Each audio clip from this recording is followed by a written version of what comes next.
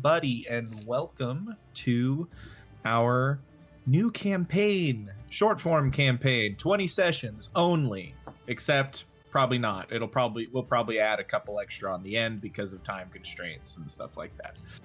But as of right now, 20 sessions, that's what it's planned to be. This is the Argonautica, a journey of heroes. It's gonna be a fun time, I think. So why don't we just dive right in? It is a cloudless day across the Aegean Sea. Gulls cry out, flying past many small islands, most of which aren't even populated.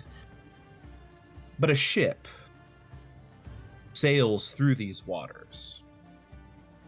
It's a fine craft. One of it's very well made, and the sails are a kind of deep orange, and on them is the sigil of Kefalonia, the islands to the western end of Greece, and below that is the symbol of the capital of the Kefalonian Isles, the Isle of Ithaca.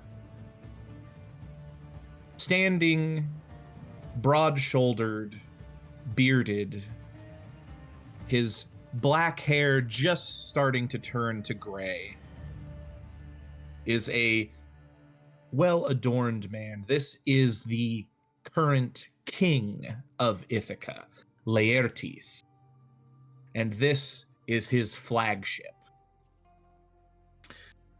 As it sails through the water, there are a decent number of people on board. Many of them rowers, but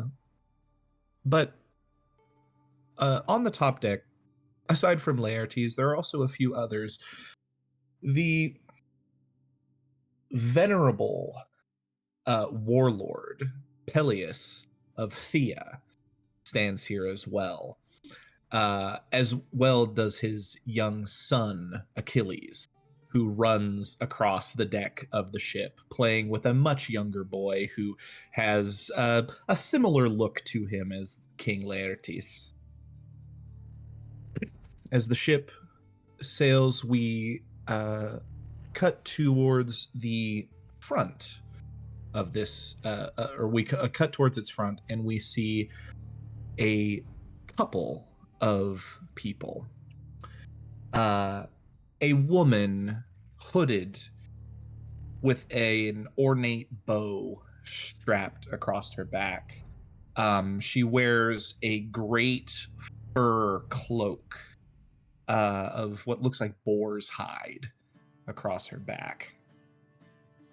And she is staring out as if keeping an eye out for something.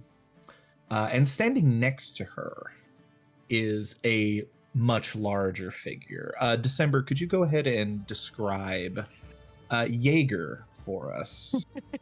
Yeah, a very Greek name, as you all know. Standing next to this woman is a very large man, roughly 6'5", just broad-shouldered, built as hell, very tan skin and very dark curly hair that is starting to kind of dread from lack of care. He is covered in scars and wounds from various battles, and he is wearing just a very simple, just cloth, what's the word I'm looking for? I guess toga sort of looking thing. And he is kind of leaning on this massive, what looks like a boar hunting spear that is this very ornate looking and just huge weapon. And he is just kind of looking around and then sees where she's looking and like, this is what we're focusing on. Not a thought in his head. Yeah, as you're standing there looking, your companion, Atalanta the Swift, she cocks her eyebrow at you, seeing you like look at her and then look in the same direction. And she's like, if you are not, you know, you are not as that. You are not a lookout. You do not have to. It's fine. It's fine. Right. I feel like I should be watching something. I can just stare at you. Is that fine? You see, she like looks at you, blushes a little bit, and looks away and says, "That is fine." Okay, I'll do that. As this conversation is happening, King Laertes of Ithaca strides up and claps Atalanta on the back hard. He's like, it's good to see you again. It has been some time since the hunt for the Caledonian boar." And the voice of Peleus of Thea says, "Yes, what a fine fight, a fine hunt." This group of all of you that is traveling on Laertes' ship, all of you have received the same invitation to come to Aeolcus, the city of kings. But, and all of you have been summoned for the same reason. All of you took place in the hunt for the Caledonian boar. But it is Atalanta, the Swift, who bears the hide of the beast upon her back. As she says, Laertes, as forceful as always. And Laertes says, apologies. Sometimes I do not know my own strength. And they begin to have a bit of a conversation. You see Peleus of Thea. He is a large man, very well muscled. He wears kind of the crested helm that is familiar more among the area around Sparta. Though he is not necessarily from Sparta himself. He wields just this massive hammer that he has, all this nice bronze armor on him, and he approaches you, Jaeger, and he says, a fine hunt. And he, like, looks at you, and he, like, leans in really close, and then he leans back, and he says, you're very familiar, and I know I saw you at the hunt, but I cannot remember your name. I don't think you saw me.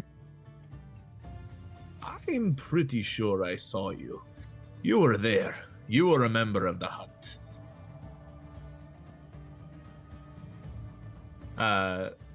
He says that, you see Atalanta breaks away from her conversation. She says, Jaeger he helped us carry the gear.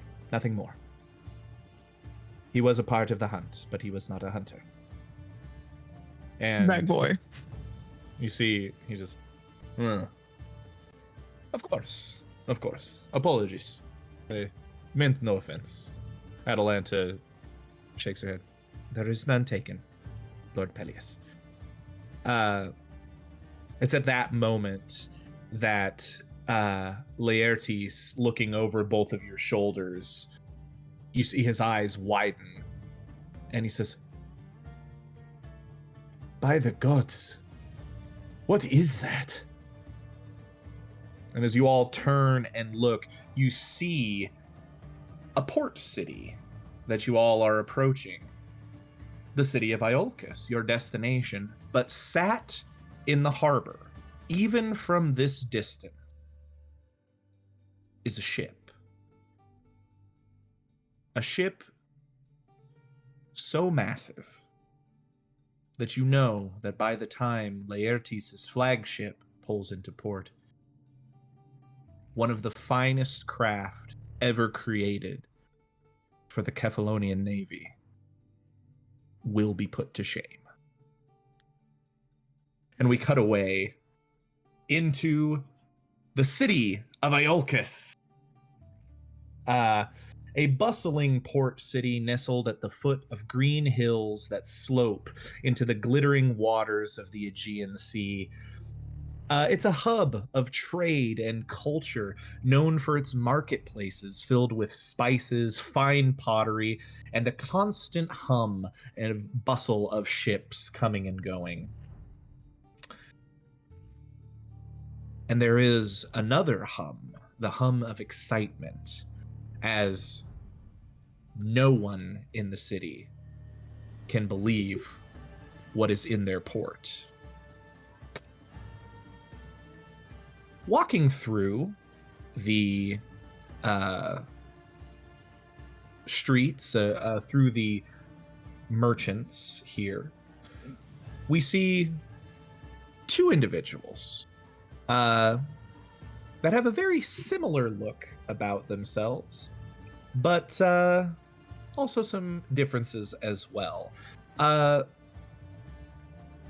Calais and Zetes, would you please describe yourselves as you walk through this bustling city?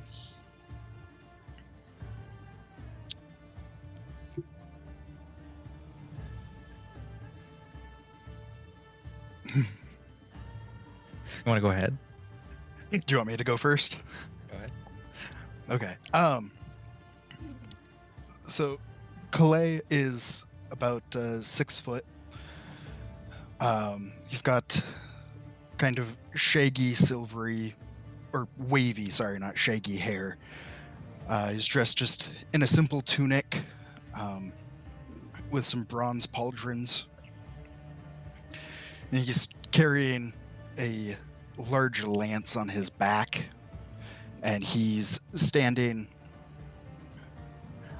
or I would say he's walking just a few steps ahead of his younger brother, Zetes.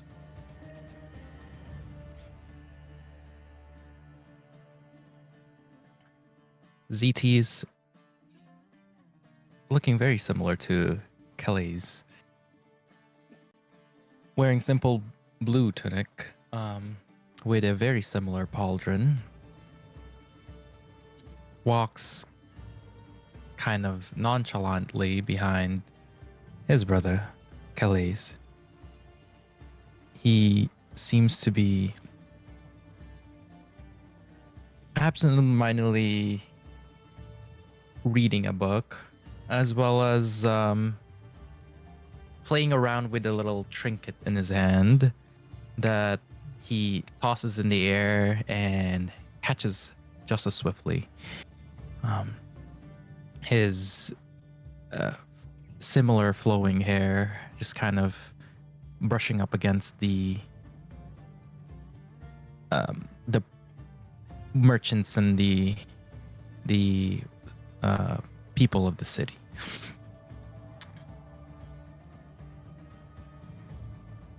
Awesome.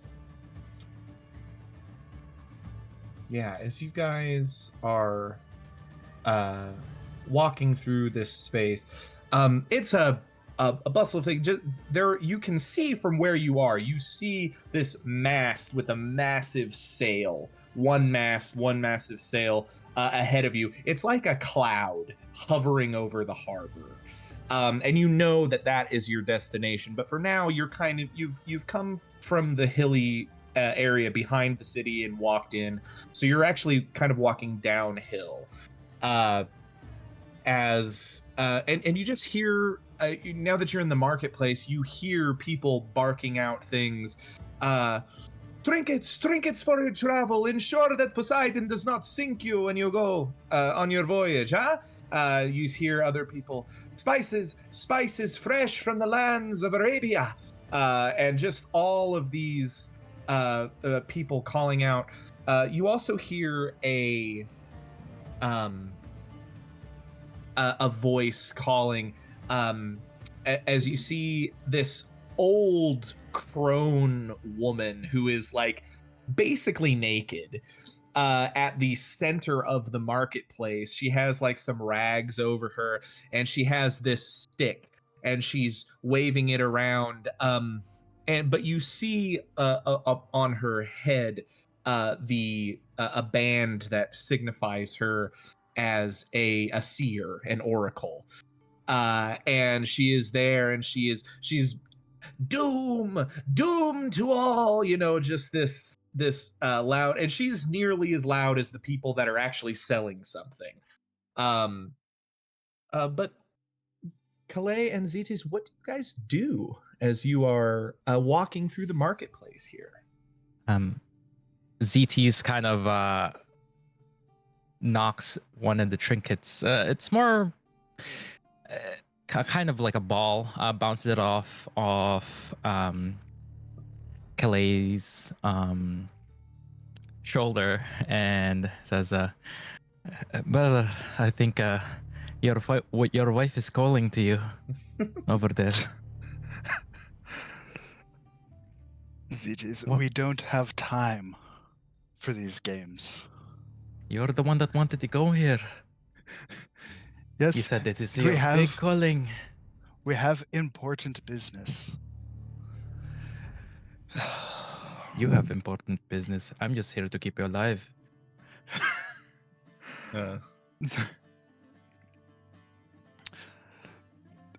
I don't think I will have any trouble doing that myself.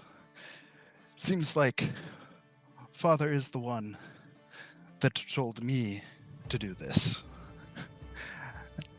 And as always, you are just following along. You do everything that Father says. Oh, And- Kelly's do this, Kelly's do that. And maybe you'd have better marriage prospects yourself if you did a few of the things that he said. Ooh. I don't need no help with anything such.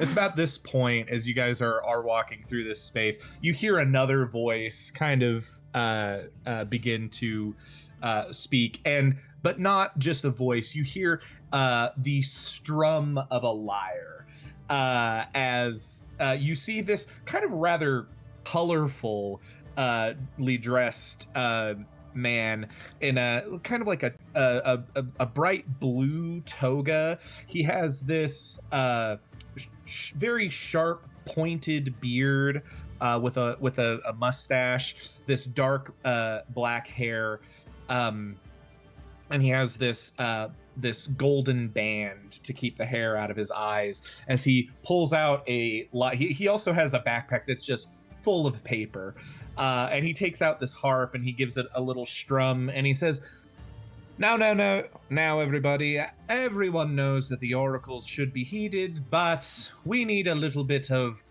life here. So, and he begins to play the lyre and try to drown out the voice of this old crone. And I would like both of you to make me a history check. First roll. It's a 7. 21. 21. Smart boy. Calais, you this is not your wheelhouse at all. I'm not sure it's kind of up to you how much you think you pay attention to music in the realm and all these things. Zetes, you know immediately who this is. This is not a bard. This is the bard. This is the famous Orpheus, who has just stood in the center of this space and just begun to play. And he's like playing a song on the lyre while dictating a poem accompanied by this music as he just goes on. And the woman behind him is still like, doom to all who travel this day. It's quite the sight to behold. Imagine having nothing better to do than to stand in the market and make a scene. We do have the legendary musician in our presence.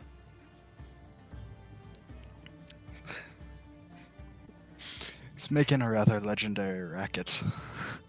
Yeah, it does. You can tell, both of you can tell, that his music and his poetry, pristine. They do not merge well with the sound of in the background as this woman is now having a bit of a conniption. It's at this point that, as you guys have gotten a little bit closer, that you see Orpheus, who's playing this tune, opens his eyes and he sees both of you. And he's like, and he just stops and he's like, well, well, well, if my eyes do not deceive me, we have sons of the north wind in our presence, people. Everyone, a hand to the Boreads. And he plays a little thing, and like everybody in the square just turns and looks at you, and this kind of hush goes over, and you hear people start being like, the north wind, they're sons of gods. They're sons of a god. And they just start like whispering among themselves as he just steps down and walks over to you, swinging his lyre across his shoulder, and he says, wonderful to see you, wonderful. And he stretches out his hand to give a little handshake to both of you, and he says, well, I have a suspicion that the three of us were invited here for a similar reason. And he points to this massive sail that you can see over the rooftops of all of the low buildings here. Would I be right in that assumption? Yes. Yes. Did you also receive a summons? Oh, yes. Yes, indeed. It was rather interesting. Mine was not so much a specific summons, more so I was informed and I chose to come. They were calling for heroes. They were calling for the great and the bold, and who is greater and bolder than I? I was about to say, if you weren't even summoned here, you would still find your way here, looking for never missing the chance for a great journey. Not just a great journey, my friend, a great story. If this truly is to be one of the, well, premier voyages of our time, and it certainly must be on a ship like that, I have to be there, and I have to write about it. The songs will remember this for generations. Do you mind if I accompany you to the docks? I hear that that's where the gathering is being held. I kind of put my arm around Orpheus. Well, here's to making more stories. I know you're running out. I think I would just kind of give a nod and set off again a few steps ahead of them. You got it. As you guys take off in that direction, I would now like each of you to make actually, both of you just roll a d20 and let me know what you roll. A 9. A 9.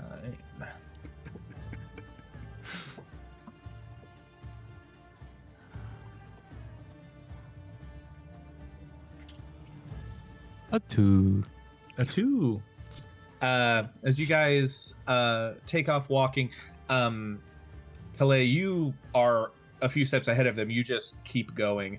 Zetus, as you have your arm around Orpheus, as you begin to walk away, you feel another hand grab your wrist hard.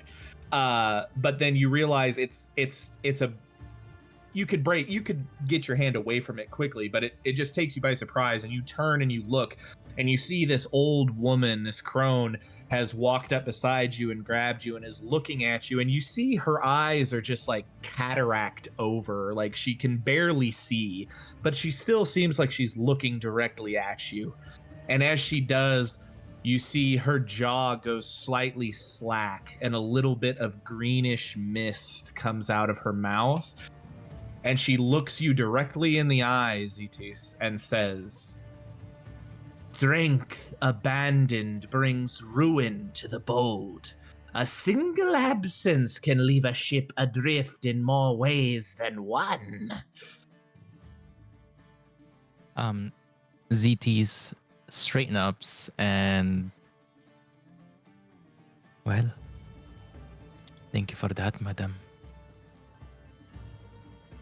Doom, fire, drowning, and she just like continues to walk away as you guys head for the dock. Can you write that down real quick? Yeah, I sure can, buddy. Thanks. Where'd it go? Doom.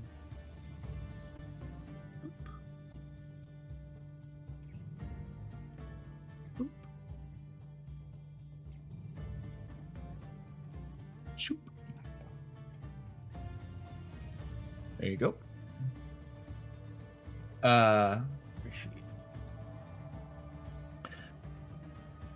A short distance away, as the three of you, the two Boreads and Orpheus the Bard, begin their journey down to the docks, we go not a long distance away at all. We see a smaller, younger figure on the other side of this marketplace who sort of just witnessed a lot of what just happened. Valerie, would you go ahead and describe who is kind of lurking on the side of the marketplace? A young, very fair, a man with sea blue eyes and just a mound of loose blonde curls that kind of is being chatted at by someone, and it is acting as though he is very invested in the conversation, but is very obviously watching the twins and Orpheus from across the way, and kind of goes, "This has been the most fun, but I don't have the time for it, so bye." And just as easily as he had gotten himself into this conversation, he slips through the crowd, ducking and weaving and throwing a sweet smile, and making his way through the space. He looks like a young man. I'll send you a piece of art I found. I have it prepared on my phone because I'm stupid. And he is making his way through the city, following after them. Hell yeah. As you take off through the crowd, you're practiced at this. You're slight. You're able to get through crowds like this with a breeze. Sweet talking. I'm, sweet talking, doing around, whatever. Spinning some people passing through. Yeah. Good stuff. As you head through, you're like dealing with one person and like sliding past them. And as you do, you're for just the briefest of moments, you're not paying attention. And as you turn, you like run face first into a set of washboard abs, and then fall back on your ass in the middle of the crowd. I try and make it graceful. You sure can. Roll a dexterity saving throw. I'm gonna make it the most dramatic. So can I do performance? Sure, that's fun. That's a 18 total. 18 total. Yeah. So fully. He. Oh, good heavens. Yeah. Just you fall backwards, and you just like look. You look what you hit, and it's like I said, it's just washboard abs. But then you realize it's like, oh, it's one of those like Chess really pieces. chess pieces that has the abs built Oh. into it. Well, that's just a lie. And he's like, and then your gaze just keeps looking up and looking up and looking up, and you see this tall, not curly hair. He's got but like a sandy blonde kind of very short, close cropped hair. He has a spear in one hand, a shield in the other, but his eyes have like a ring of gold around them as he looks down at you. And then he looks down and he says, "Ah, my apologies." And at that moment, the same guy like walks right next to him and looks at him and looks down and says, "Brother, you've knocked over a youth." And you see this other one, they are identical. Their shields are identical, their spears are identical, but the only thing that is different, one of them, the second one, his eyes are not ringed with gold. There is no glow to them, and his hair is black. But otherwise, their features exactly the same, as they both like look at you and kind of in unison, they lean down and they grab each of your arms and they lift you to your feet. Have you ever heard of the kindness one should bestow upon a lady when you meet her? Hello. You see, they both like look at each other, and then they look back at you, and they say, "We're sorry. We have places to be." And they, in unison, turn and like in lockstep, just start heading for the docks. Well, that's where I was going anyway. Yeah. I will skip ahead and I will lock arms with either arm of them. And, well, the least you can do is take me wherever you're going so that I can get proper comeuppance when we get there. You see, they stop. They look down at you. They look at each other.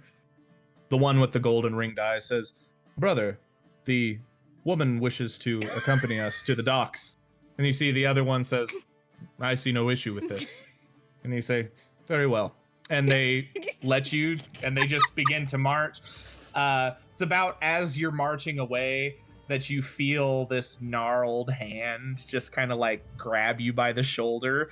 And like they're strong, so they like start walking forward, and you just for a minute go, "Huh," and like get pulled back again. Why am I being manhandled? It's this one is very, very quick, but you like look over and you see like they're so strong they pull you from her grip immediately. But this old crone has like put her hand on your shoulder, and as they're pulling you away, you just hear her, "Beware the isle where the scent of flowers hides thorny snares. Not all embraces bring comfort. Some cradle only death." And that's just what you hear as you're being frog marched away at this point. That can't be a problem for me. You feel a something like a chuckle comes from the pendant that pins your toga. I'll go ahead and send that to you as well. Whoops, no, not that. Didn't want to do that. I don't know what I just did. What did you do? I don't know. I didn't get anything on my side. I clicked mention on accident. I don't know what that's gonna do. Uh-oh.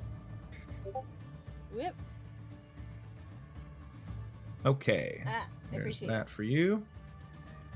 As you begin to walk away, as everybody heads down towards the docks.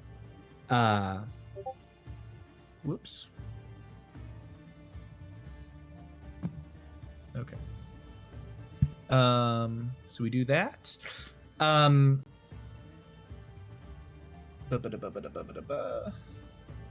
Yeah, did we go? As you are all arriving here, we cut back to the flagship of of Ithaca that is currently pulling into port.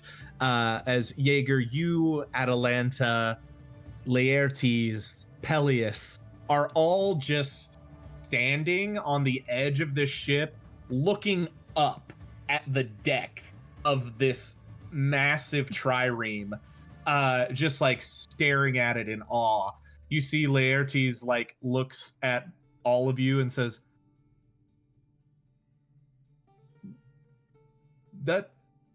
that's not possible. That cannot sail. It will sink. It is too big.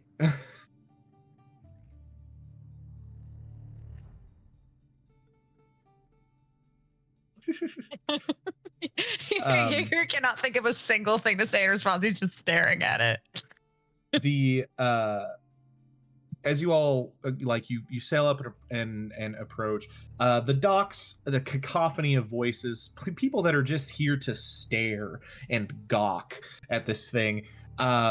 Workers are loading and unloading ships, including this massive one. You see supplies being brought on board. The Argo dominates the scene. The prow is gilded in gold, which gleams in the sunlight, and you can see at the front of the ship a gleaming figurehead, also of gold, and the face of Athena Parthenos staring out at the Aegean. Just for, I mean, Jaeger, you sit there and think like, it's a big boat. It's a big boat. No, but this is, I mean, these islands in Greece, it's natural to travel by boat to get to all of these different islands. You've been on several. You think that this boat's deck could crew dozens of people, maybe close to like half 100 aboard this thing. The oars are all set in a precise alignment. It is a beauty. And as you, the flagship has docked, you see Laertes is like, take down the sails, take down the sails. I don't want to be embarrassed. As they're like, oh, okay, and they start rolling things up.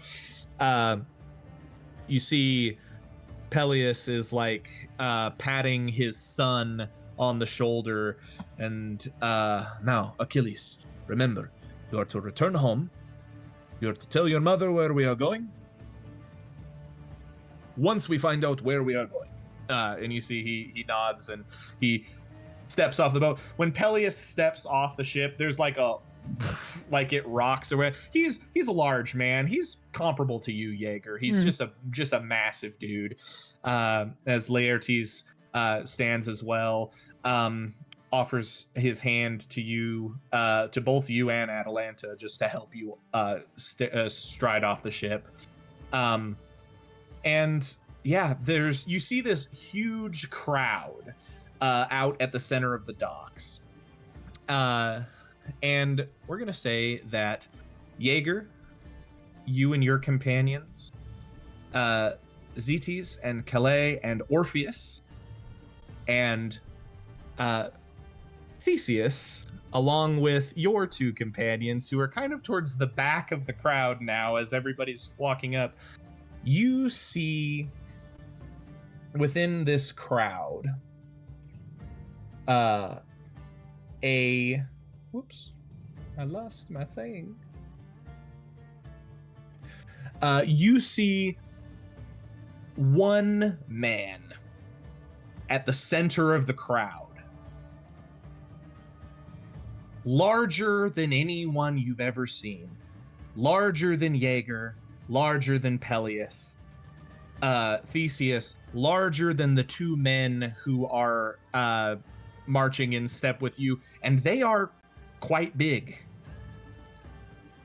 A massive man with a black beard, short, curly black hair, and a pelt of a lion thrown over his shoulders. and all of you immediately recognize Heracles, the strongest man in the world, who is standing here at the center of everybody. Come, test your strength against the mighty Hercules. And he is like doing these like Olympus poses, like doing these just. Just Johnny Bravoing it up here. It precisely. You see, he is sitting, and it looks like he is arm wrestling people. You see, people in groups are like walking up, and you look at it, and Heracles has given himself a handicap. He's using his left hand. So it's just person after person. He like sits down and he goes, "Ugh," and his hand from his elbow to the tip of his finger, for most people, is like taller than from their hip to their head. So they're like walking down. You see like 2 or 3 men at once will go up and try to fight his arm, and he's and just does this great thing, and everybody cheers. It's like, Heracles, Heracles, as he says, any other takers? Anyone else want to take on the strongest man in the world? Yeah, go for it. Well, Jaeger actually, he looks at Atlanta and goes, Can I play? Can I go? She looks at you and he says, It's your ego. Go for it. What do you go?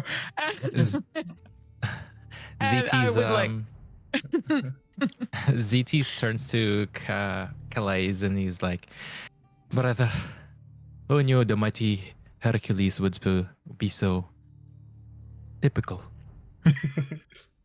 You see Orpheus has a parchment and a quill, and he's like in awe. He's just standing there writing like so fast. This is amazing. And now here comes another challenger. You see, Atlanta just gives you the nod, Jaegers. You step forward. So excited. You see Laertes and even Peleus, who's like a strong man in his own right, like looks at you baffled as you just walk forward. And as you walk through the crowd, Heracles, like, he's so tall. He spots you and he's like, another challenger. Come. And you see, as you stride up, he grips your hand. He's very forward and very friendly. He like grabs your hands and he does this like it's a common gesture, and he like kisses you on both sides of the cheek and like does this, and he's like, welcome, and he says, what is your name, challenger? He like pauses. Jaeger. Yep, that's it. Everyone, the mighty Jaeger, and everybody goes as he sets himself up on his stool, and you see it's this table that he's done is actually like an old where like an olive tree was here at one point, but they cut it down, so now it's just this stump that it looks like people use as a table for making deals and stuff like that. And he like takes his elbow and he puts it in the crook of it, and he's just like, oh, I'm excited. Come, Jaeger, test your strength. That makes 2 of us. And I just need you to roll an athletics check. Okay. This is not gonna go well for me. That is going to be a 25. A 25. Now I rolled really bad. Yeah, it doesn't matter. It's fucking Heracles. So I have no delusions of winning. I'm just having a good time. I forgot to open his character sheet.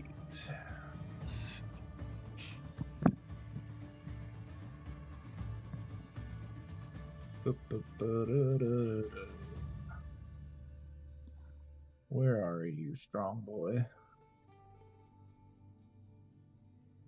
There he is.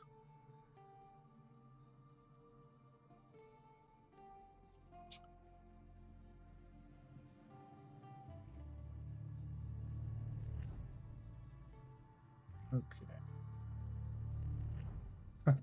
What'd you roll? 25. 25. Ooh. Heracles, as you are, Jaeger, as you sit there, you and Heracles begin to, and you're pushing, and you gain ground. Like, you are forcing his arm back. And you see, like, he doesn't get angry. You see he gets excited. Like, he has this gleam in his eye. He's like, yes, yes. And you see he's just like, watch the guy roll again.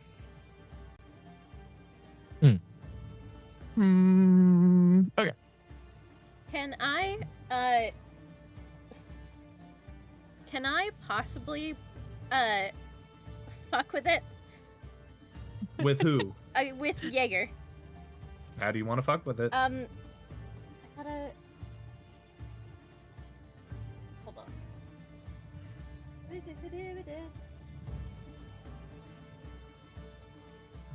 Oh wait, no, he's not built like this. Never mind. Okay. Okay. That's just the 19. A 19. You see, as you force him, and his arm is going backwards, and you see he's like, and then you see him just like, and he looks at you, and his smile stays the same, and you watch as every individual muscle in his arm tenses, and he slams you around to the other side. I got a nat 20 on the second one. As he just boom slams it down, and he goes, oh, and he looks at you and he says, now you truly are a worthy challenger. No one has made me go past the half point once today. This is impressive. Now granted, I'm using my left hand, but I sense real strength in you, and I feel it too. And you see as he takes his hand, he like rubs his arm a little bit, and he's like, I'm going to have to work this out later. As he just kind of looks around at you, he looks at you, Jaeger, he says, are you intending to join the voyage? What do you want? Get down. He kind of looks at the big ship. Yes, that sounds right, darling. Hold on. She has things to say into the microphone. No. Sniff. Can you hear her sniff? Oh, I heard the sniff, yeah. Okay, great. Let's see.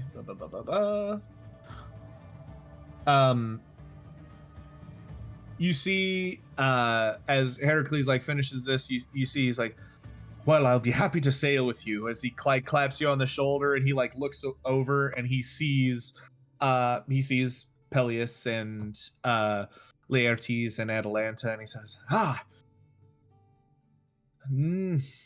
I think I can put names to these faces, though I have not seen them before. Your reputations precede you. King Peleus, King Laertes, and he, gives a little thing like that. Yes, Theseus. In the time that all of this chaos has been going on, and Hercules has been, making a ruckus and getting distraction, can I slip away from the two large men that I have commandeered? And go to the pile of things that they are taking onto the ship. And just climb into one of the trunks. Yeah, you sure can. Make me a stealth check as you try to sneak away from these two. This one shouldn't be too hard. Unless I roll really well.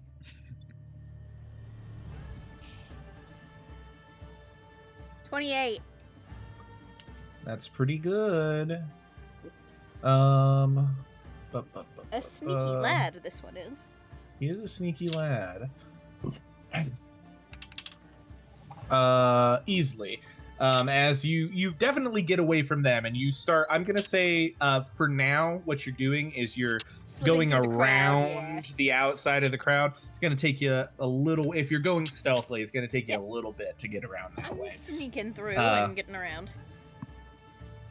as you head that direction, you see, let's see. Oh,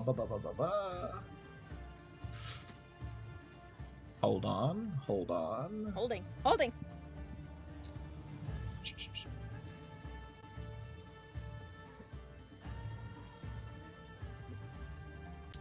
There it we go. is.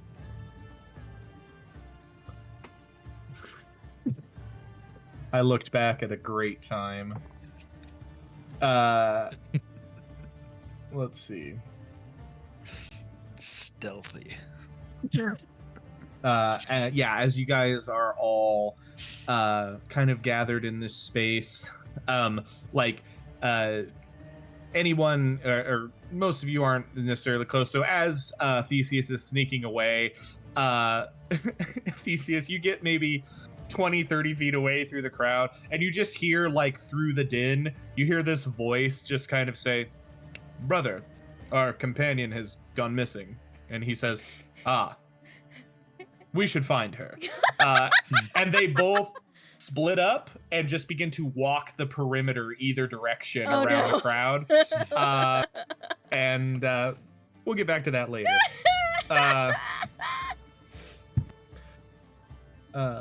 Did you just find another way to put Jesper and Jesper in the game? Because if so, I'm gonna fight you. Except they're not Romani. Don't care. Feel like it's gonna be a similar vibe. So many Except twins. I just made them himbos this time. The docks are alive with this buzz of expectation.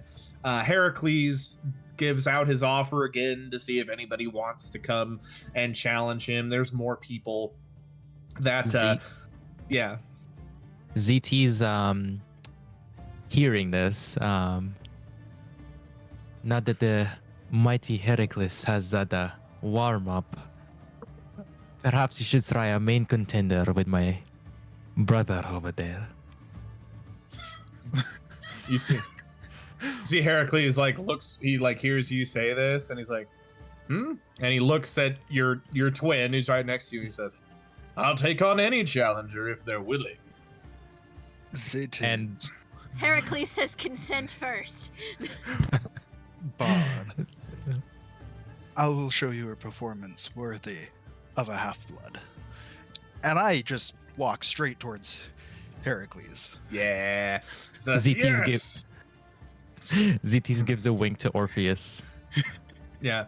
Orpheus looks at you and he goes, "Yeah," and he taps you on the shoulder, Calais, as you go away, and he just says, "Do your best." Orpheus gives you a bardic inspiration. Oh, thanks, Bard. I think, let's see, you guys are level 5. Yeah. It's 1d8 that you can add to your upcoming athletics check. Okay, perfect. And I have advantage on athletics. Yeah. Nice. As you launch up, you see Heracles repeats the previous thing. He's a very excitable man. He does a little kiss on both sides of your cheeks, kind of gently slaps each side of your face, and he goes, "What is your name, challenger?" Calais. Calais. And you see even Heracles, not famed for his intelligence, but you watch as Heracles hears the name, and you see him think for a second, and then he sees the kind of faintly goldeny purpley tinged wings that are folded on your back, and he goes, "Ah, a son of the North Wind. This will be a legendary fight." And you see he sets himself up. Make sure to use your right hand. You see he's, yes, of course. And you see he puts out the other one. I'm gonna say,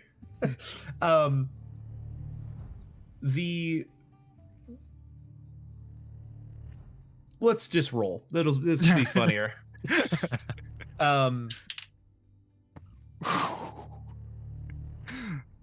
17. 24. 24. Hell yeah. 31. As he takes his hand and he like looks at you. He doesn't win outright. It's not a crit.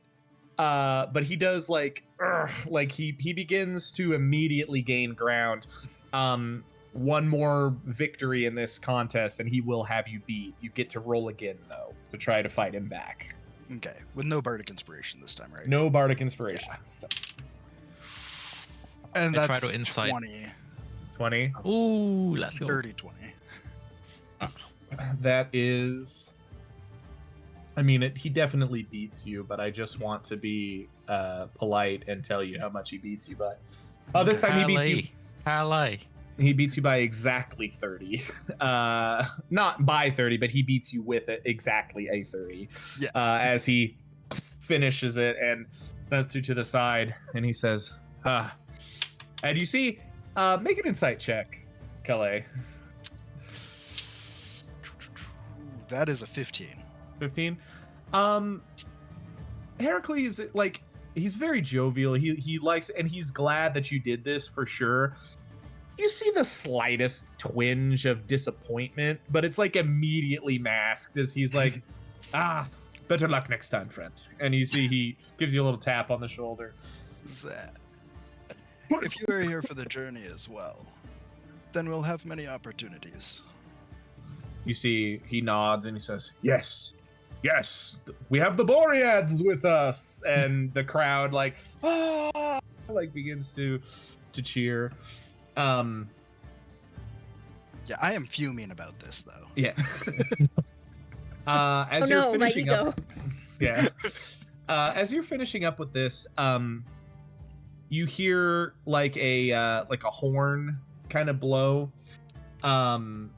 and a like the dock master, who is down near where all the crates and stuff are being loaded onto the ship. He says,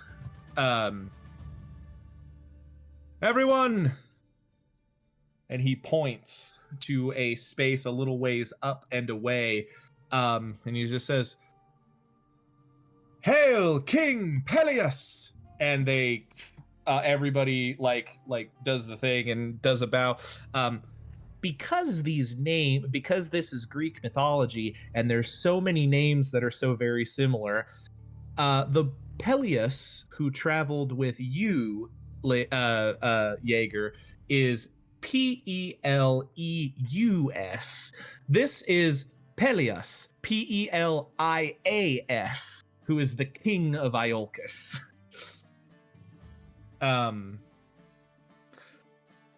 He stands kind of an older man, a short, or actually his hair is gray, long and curly. He's got the circlet of a king, a fine toga and robe that he's wearing. You see he has the like a ceremonial staff that he wields as he stands there looking out at all of you. And standing next to him is another older gentleman, but this one is kind of squat and broad, and you see he's really solidly muscled, that has this like scrubby gray beard as well as he looks around at everyone.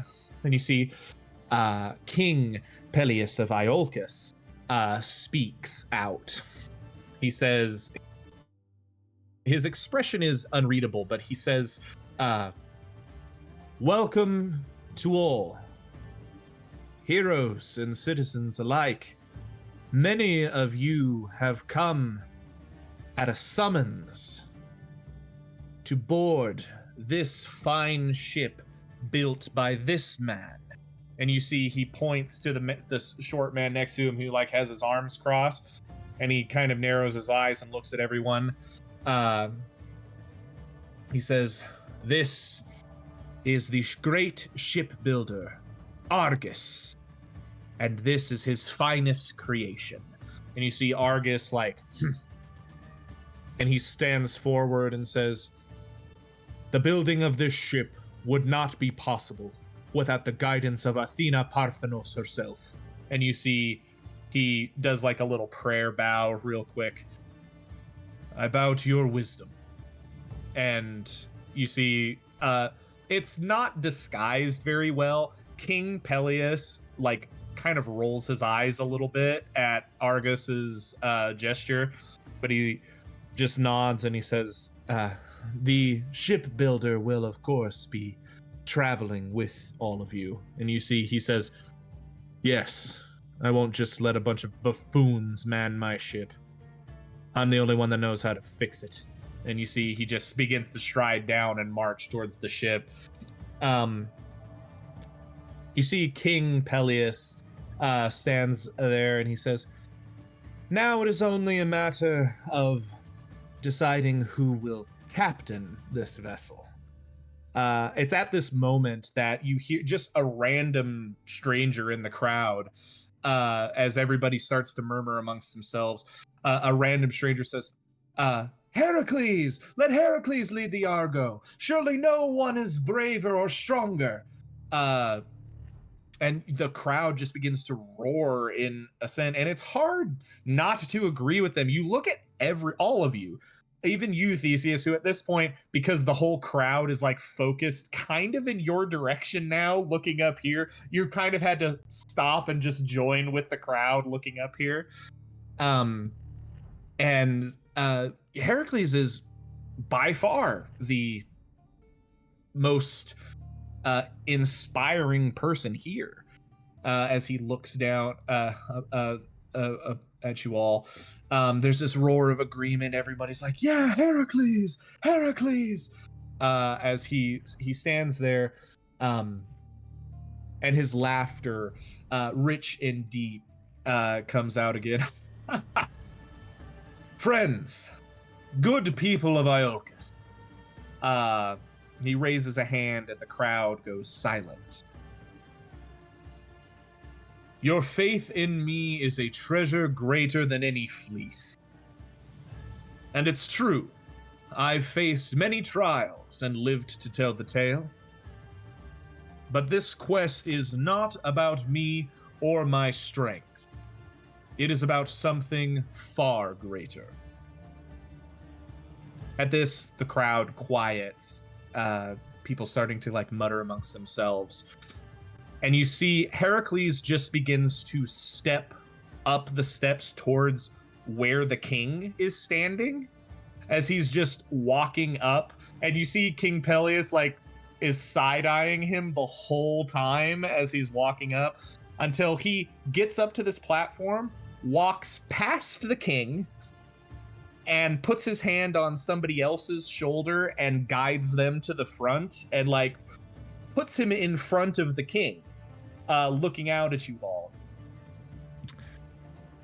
And this young man stiffens as all eyes, including all of yours, turn. And Heracles declares, "This is Jason of Iolcus, the man whose courage has brought us all here today. He is not here for glory or for gold, but for the throne that is his birthright. A throne he will not earn by words, but by deeds. And that is the kind of leader that this voyage needs." Everyone you could hear a pin drop as Heracles stands with this kind of twiggy younger man and makes this declaration in front of the king, who is just standing there glaring, but it's Heracles. What's he gonna do? You see Jason standing there, his like rubs at his throat like he's trying to work up the courage to speak. He turns and glances at King Peleus behind him, who's just glaring at him now. And he steps forward and he takes the hood off of his head. You see, a man in maybe his early to mid 20s, long, dark hair, a very noble face, but his clothes are kind of they're fine clothes, but they look like they're hand-me-down fine clothes, if that makes sense. He says, I am I am honored to stand among heroes.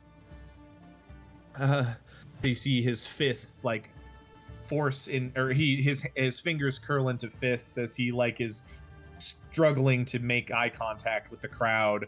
And I will prove myself, not just to you, but to the gods who watch over this journey.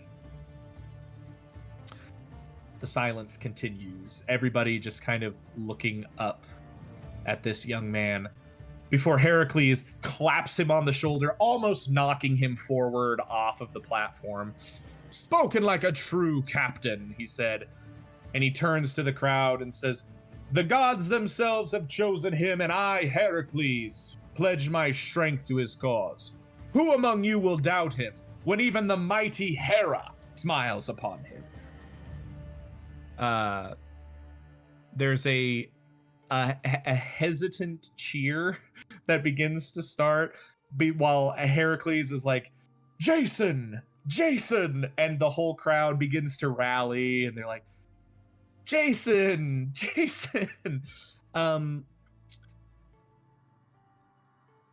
Each of you standing in the crowd, and we'll start with the person who currently is the closest to Jason, Theseus, but I want each of you to tell me, what are your immediate thoughts in this moment as this whole spectacle has occurred? In order to feed into the ruckus, I will, as I'm moving about the awakening crowd, I will add whispers in as I'm passing of, well, if Heracles is standing among them, then this must be a god-honored voyage, yes? And then continue that through, passing it to person, as I am still actively trying to figure out how to stow away. Yeah, for sure. Go ahead and make for me a persuasion check as you are kind of going through the crowd. Ambient persuasion check. You don't get those a lot.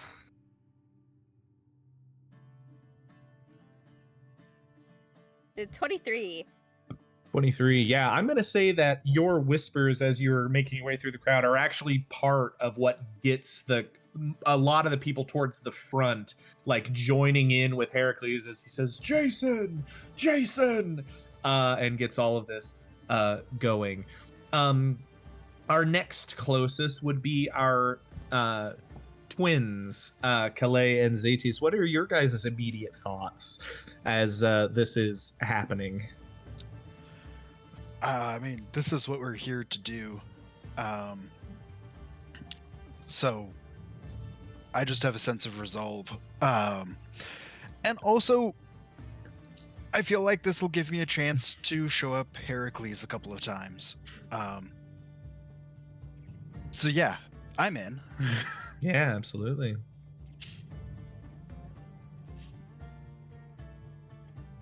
Well, if my barret is in, I'm in, I guess. Yeah. And you yeah, finish up there. Sorry. ZT's thoughts is just he just very like to get in the meat of that ship. For sure. And Jaeger, standing towards the back part of the crowd at this point, along with Atalanta and Laertes and the different Peleus, as you're all kind of standing there watching this happen. What's going through your head? Not much. I see. Love that man. He's great. No thoughts, but he's excited. Like that's a big boat. That's a big man. This is gonna be a big adventure. He's fucking stoked. And he is so loud, just a part of this chant because he's like, "Fuck yeah, let's go." He's very happy that kind of an unknown is taking charge of this one. Yeah. Yeah, and as all this goes, you see the crowd chanting Jason, and you watch as King Peleus is just kind of glaring at all of it, and Jason looks back at him again, and you see him just give a curt nod, and he turns and just begins to walk back up towards his palace. As Heracles is standing right by Jason. This is an interesting kind of a moment. Theseus, as you are, while you were kind of going with the crowd and watching all this happen before you started creeping again, make a perception check for me.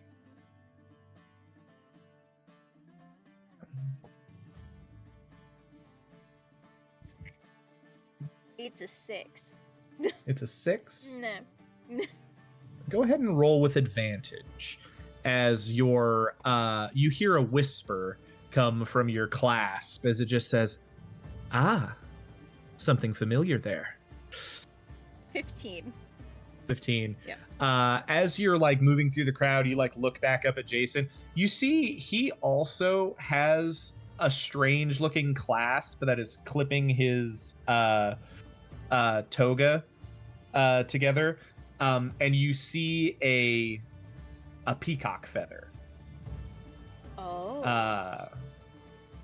As he is sort of standing there, and you can't help but chuckle to yourself as you realize, okay, so that's what Heracles meant by Hera. Hera is in charge of this, and then you're just kind of struck by the irony of Heracles standing next to a champion of Hera. Ooh, that's a little sharp. But as you continue along your way, Heracles standing next to Jason, he says, "Now, lad, I think it's time that you explain exactly to all of these fine voyagers." And it looks like, aside from you all, there's damn near 50 people here that are ready to man this ship. And he says, it's time to tell them what this is all about. And Jason nods. He says, I am the rightful king of this city and the lands that it rules. My uncle, King Peleus, sits the throne that he ascends back to. I would have been killed as a child, like my mother and my father, in the coup that he orchestrated. But my mother's handmaids pretended I was dead and wept over my sleeping form. And they took me into the wilds. And it is there I was raised by Chiron, the legendary trainer of heroes. And now I return to my city to claim my birthright. But my uncle, understandably so, is not an easy man to move. He has sat in my father's rightful throne for so long that he will not budge. So, I asked for a test to prove my worthiness. And so, this voyage on the greatest ship ever created will find us sailing far away to the distant land of Colchis. And we will bring the golden fleece back to these lands. You see everybody's kind of starts to mutter amongst themselves. The golden fleece, of course, is the fleece of a ram that had wings that once flew two young Greeks far away from another coup involving gods and kings, far away to the land of Colchis, which is in a realm that has a Grecian name, but to most people, it's just referred to as the Black Sea. It's a treacherous journey and one that many people do not make, mostly because the Hellespont and the route through to get to the Black Sea is guarded by many things. As everybody just begins to mutter amongst themselves, Heracles says, "Yes, a fine way to prove one's worth. A quest to become a hero." And then he turns and you see Heracles himself bellows at the walls of the palace up and behind the city. "As long as the king honors his promise, that is." And the crowd all begins to oh no. King Peleus just continues walking away. You see Jason nods. He says, "I'm sure my uncle believes this to be a suicide mission, but he permitted me to send a call out to the greatest in all of Greece. And I look out at all of you now and I see that many have come. And for that, I thank you. We talk about this journey being blessed by the gods." And you see he touches the pin on his chest and he says, "I have the blessing of Hera." He looks towards Heracles, he looks towards everyone else. "But if we are truly to ensure that this voyage is successful, we will need as many of these gods as we can get." There's a silence that goes over the crowd before Heracles laughs. He says, "Castor, Pollux." And you see the two twins that had led you in, Theseus, who are both still making their way around the perimeter of the crowd, both stop, turn, and look towards Heracles, raise their spears, and slam it down. He says, "I suppose the two of you will be joining us as well." And on both sides of the crowd, they speak in unison. "Of course. We were bade to come by our father. But one of them says, my father. The other one says, my stepfather," in unison as they speak. And Heracles says, "Then we have 3 that will be traveling aboard this ship with the blessing of Zeus, the Sky Father himself." You see, he pats Jason on the back. He says, "As long as I am aboard this ship, you will have the blessing of the King of the Gods." And there's a slight cheer that goes up as you see Jason that gives him a sense of relief, but his question still stands as he looks out at the crowd. Who else is blessing this voyage? In the same aggressively loud voice that he was cheering in, Jaeger claps Lanta on the shoulder and holds up the giant spear, and he says, "And the blessing of Artemis." You see the crowd turns and looks at you as you hold up the spear, and you see Atalanta gives a nod and pulls the bow off of her back and holds it up as well. And as they look towards all of you, you see Castor and Pollux on each side have turned and they're looking back towards you, and they look at each other across the crowd, and then they begin to step towards you. You see they're looking at you, Jaeger, kind of giving you an appraising nod. They look at Laertes, they look at Peleus, and they look at Atalanta, and they look at each other again, and they shake their heads, and they say, "A woman cannot join us on this voyage." You want to say that again? You see, you say that, they look at you and says, "It is bad luck." Here's the best luck you will have on this trip. You feel a gentle hand touch your arm as Artemis looks at you. Or as Artemis, goodness, I'm gonna do that the whole campaign, I guarantee you. And fuck it. As Atalanta looks at you and gives you a wink and motions high while she motions that she'll go low. And in a swift movement, as you clobber one in the head and just bring him down, she sweeps the leg with the bow, sweeps the legs out from the other one, and they both fall. And it's the least in unison they've been since they've been here, as they both just crumple into a pile.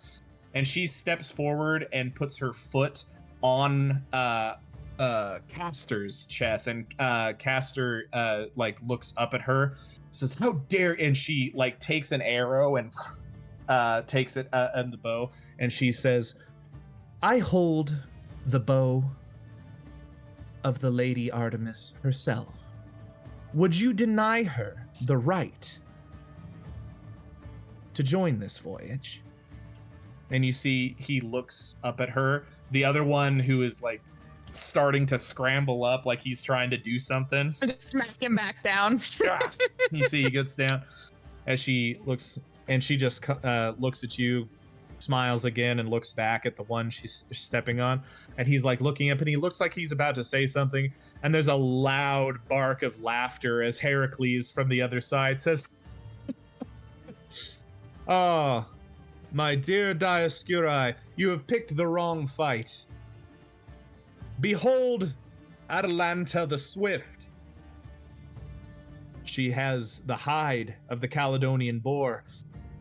And just ask any members of that hunt how things went when they tried to deny her entry to that hunt." And you see Laertes and Peleus look at each other, and they kind of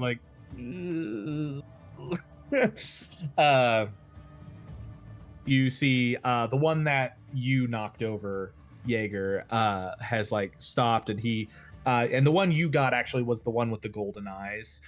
And hold on just a second, because I forgot my lore.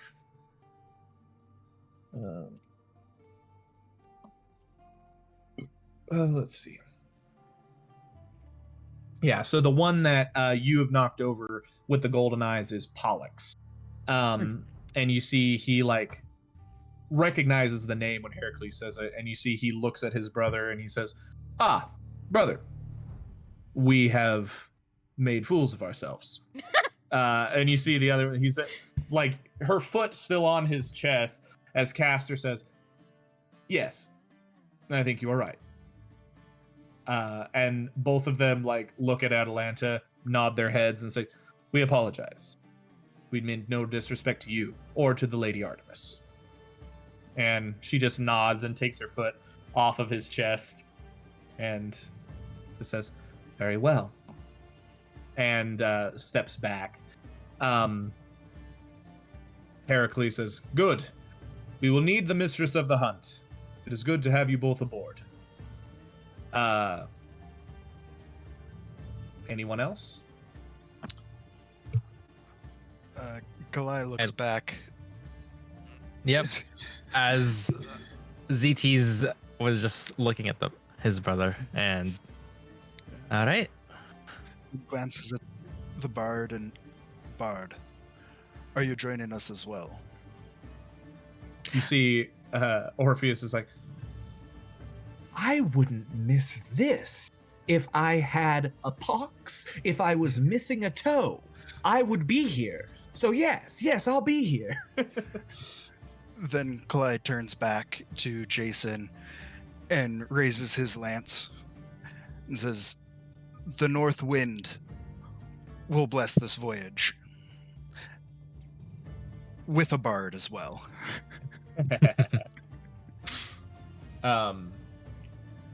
Yeah, you say this, and like this is one of those declarations that makes the entire crowd like having any of the winds on your side for a voyage is a master stroke of luck, but the north wind himself, this is a great boon for you all to have. You see Orpheus like looks around and he says, well, yes, of course, I will be coming. And he says, I am not, all glory to the gods. I am not particularly, and you see he stops, he kind of stops for a second and he goes, well, actually, and he reaches in and pulls out just a cup, a very fine cup, as he looks it over, and he says, well, we may not have much time for parties, but I think the god of wine may give us a bit of a boon here and there. As he says, he holds up the cup and he says, I claim to join this voyage in the name of Dionysus. And he gives a little bow as the crowd, yeah. At this point, a couple more figures begin to step forward. You see King Laertes of Ithaca steps forward. His young son Odysseus, who is truly like 2 years old, is like standing behind him as he says, long has my family served Ithaca, and many gods have been prayed to at our seat. But I will join this voyage with the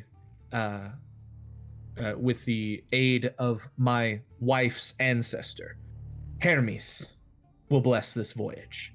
And you see he does this, the god of travelers now, as everything is like, this is all coming together so well.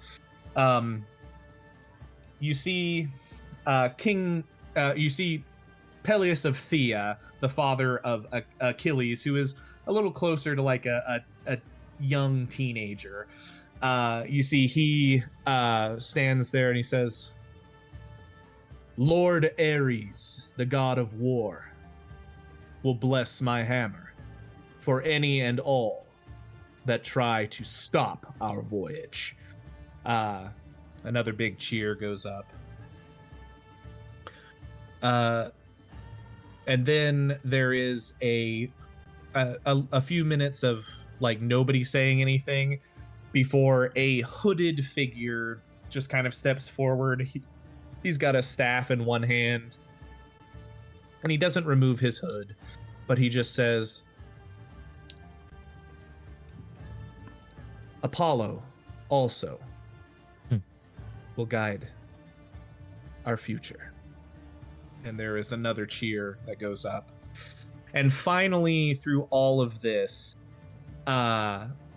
Argus, the shipbuilder himself, who is currently standing at the edge of the docks with the dockmaster, is standing there, and he says, this ship was built by the inspiration of Athena Parthenos. Athena Parthenos will guide us. We have her wisdom. And there is another cheer. You see Jason is feeling a lot better about this as everybody has stepped forward. You see he like whispers something to Heracles, and Heracles like shrugs and he says, Oh, I mean, we have a lot of help. It'll be fine. Anybody who wants to try to you can do insider perception to read Jason's lips at this point. Go ahead and do that for me.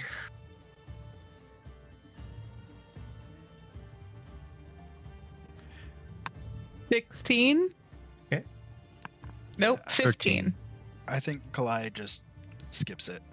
Okay, fair enough. What'd you get, Zetis? Only 13. 13? Did Theseus, did you roll at all, or are you still doing your sneaky I'm sneaks? still sneaking. Okay.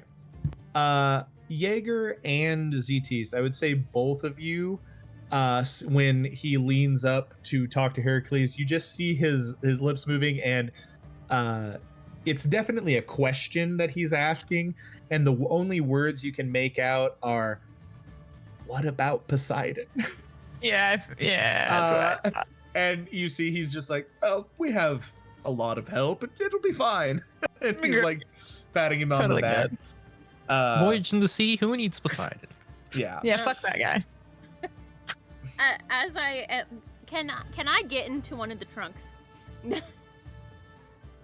Before, can I at least try and find one? But as I am doing that, can I lean down to my my brooch Mm-hmm. and just kind of be like, should I make Dad do something for once? And you see, she says, you see, the faint whisper from your brooch just kind of says, "Oh, honey, I'd like to see you try." Oh, you're valid. No, really, I Those would are not love to see you try. You want me to actually try it? No, that's just what she says. She says, "I would love to see you try." What did you say, December? Oh, December froze. I am so sorry. I forgot to mute myself. She's See- trying to steal Oh, the dice. Am I back? You're back. Kind of. She's trying to steal my dice, and I forgot to mute. Daisy!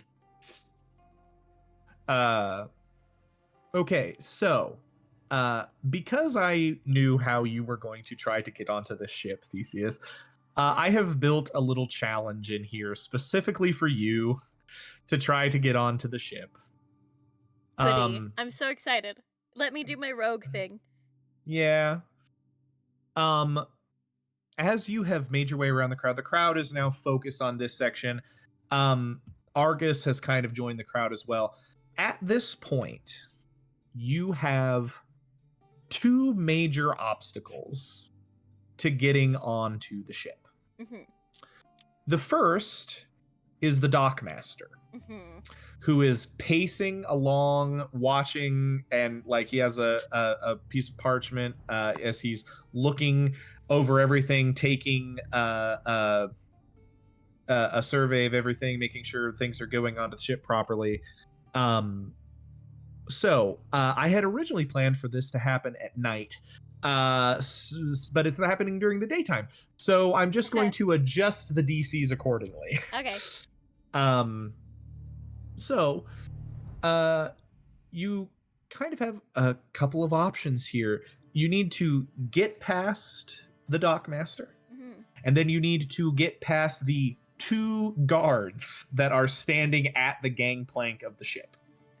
Right. There's no more material being. You said that they were stocking the ship. So there aren't any crates or anything. Everything's in like sacks. It's mostly like grain and corn and straw that are being loaded on board. Okay. Okay. So I could sneak past them, Mm-hmm. but that wouldn't be as funny. All right. I've got an idea.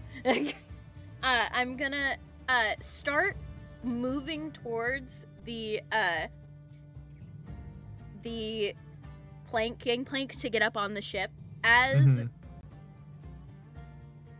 oblivious as possible, just as wandery as I physically can do. Sure. Yeah. Make a deception check.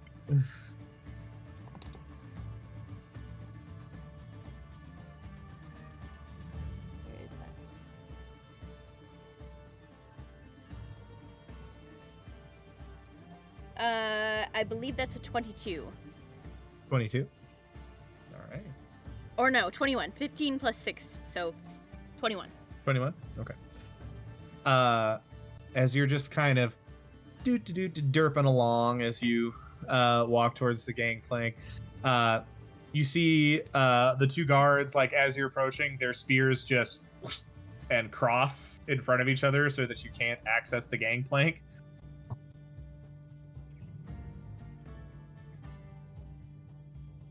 You know,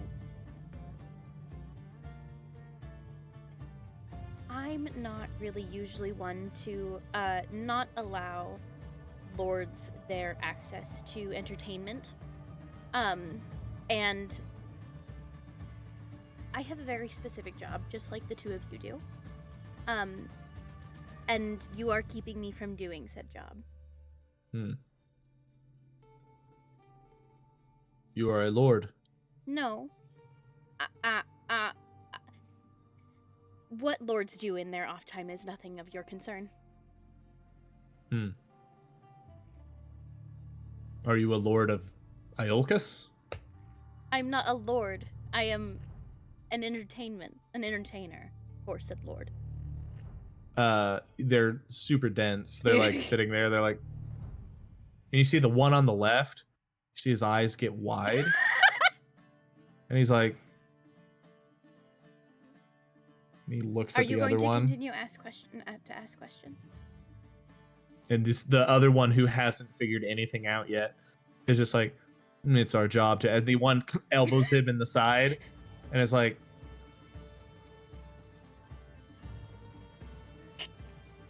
and you see the other one goes, oh. Do I see this and, happening? There's not a lot of time before sunset happens. Make a perception check, Zetis. Come on, baby. Oh, 10. 10. You see, you don't see this, I'm afraid, not from where you're at, not with a 10. Yeah, there's these two guards are kind of looking at, you see, it's like, okay, and they haven't uncrossed their spears.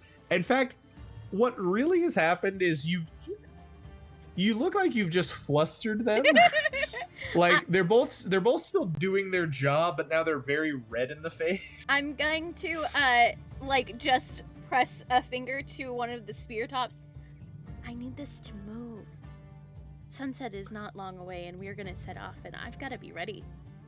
Okay, this is going to be a follow-up deception check. This is not you're stumbling around acting silly. This is actively deceiving them. So make a deception check. Yep. I would also like, as I do that, to use my favor.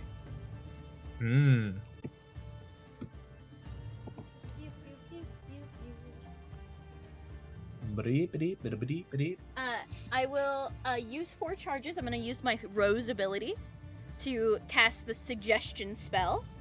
With the adjustment of the pike in front of me, and just say, I really think it would be best for you to let me on. Okay. So you are choosing to. Well. So just in this moment, are you choosing to go for a spell rather than to go for deception? No, never mind. That's fair enough. Either are valid. They are either are valid. I'm just asking which one you want to do. I think I would like to cast the spell. I would think it would be fun cast the spell? to let her lady out of have a little fun with it. You know, I respect the hustle. Okay. We don't want to make anyone upset, really. I might want to. We know how Greeks get. I'm just constantly upset. This is a whole group of dudes just being guys. Just guys being dudes. Two dudes chilling on the Argo, 5 feet apart because they're not gay. That's people this 5 feet apart because they are gay. because they are gay. Yeah. Less than 5 feet apart because everyone's so gay. Yeah. So It's what's not that far. what is the saving throw 5 for feet your today. suggestion spell? It is a wisdom save Y'all Of- should be. It's of 14. Yeah. yeah. Please don't pass it. Okay. I'm gonna ask very nice. Please don't. Yeah. I think just to make this as uncomplicated for me as I possibly can, I'm just going to I'll just use who I was originally. So it's a wisdom save, you said? Uh-huh. Good boy. So wise. In no world. You see which of there's one on the right, one on the left. Which of them are you suggesting? I'm looking up to the one on the left, Okay. or because he's the one that realized sooner, Yes, right? yes, Yeah, yes. I'm making hella eye contact. Sure. Absolutely. Let me just read the suggestion spell. Can't hear or understand.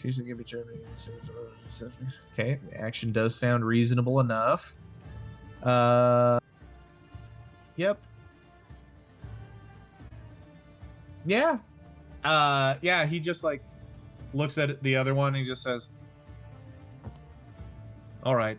But you have to be off the ship before they disembark in the morning." And they as you stride up the gangplank, and now as you're like, okay, awesome, I'm on the ship, and you turn, the dockmaster is like standing 5 feet away from you, just looking at a piece of paper, like taking inventory. Immediately stealthing. Yeah. Go ahead and make a stealth check.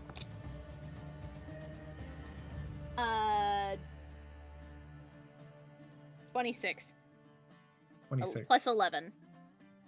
At a 15 on the die, I believe that's 26. Okay. We'll just make a little perception check. We just, oh, okay. What a terrible roll. Yeah, you just whoop, start to Back into the. I'll find whatever quarters looks the most useful. Yeah. You get below. You find a lot of. It's a ship, so it's like a lot of communal space down below. A lot of like straw bedding and stuff that has been running around. But what you do find is you do find a storeroom in which there are several barrels that are filled with some kind of honey wine. And then just sacks of grain. And you're looking at it, and it's like, it's not the Ritz, but you could be comfortable in here. Yeah, I will have. Are any of the vat or any of these barrels open? Not a one has been opened yet. Not one no. has been like corked Nope. or anything. They haven't Damn. even tapped it yet. All right, I will find whatever I can hide within. Make an investigation check in the room that you're in. Investigation check. That was helicocked.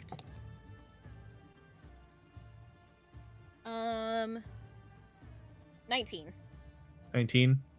As you like look around the room, you're like moving some bags around. You're like, and you lay down just to like kick back and relax for the evening. And there's something that's just digging into your back, like in your rib. And you're like, ow!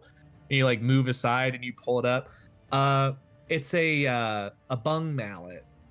And you look under and you see a little wedge. This is what is used to put the holes in the tops of casks. No,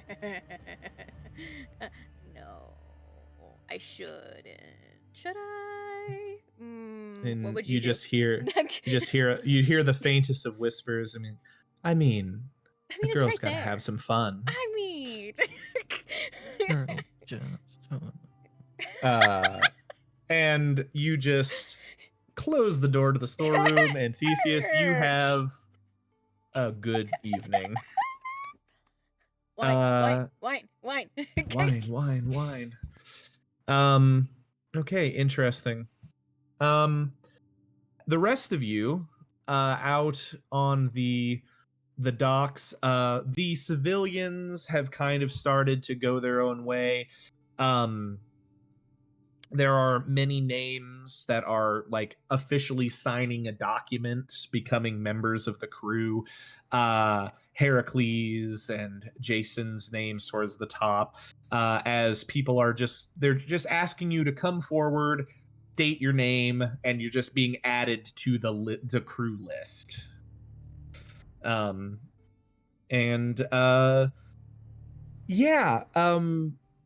Who goes first of the three of you? I'm already on the ship. You are already on the ship. I think I stroll right up. Yeah, for sure. Heracles like looks at you. Ah, yes, of course. Your name was Kalai. Kalai. That is correct. One of the Boreads. You see, he takes it, and like him and Jason are both like writing, and you see like Heracles is using the equivalent of like children's handwriting to write people's names, and Jason's is kind of a nice script as he writes your name on there. He says, Well, at least you have the arm wrestling.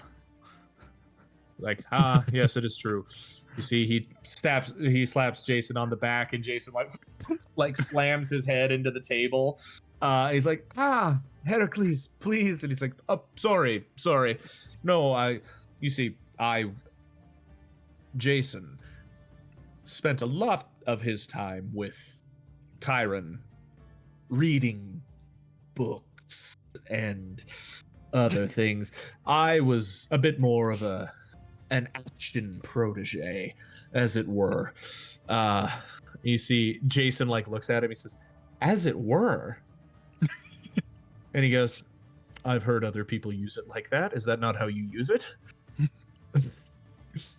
And they kind of have a little moment. Kalei, you are officially signed to this ship's manifest.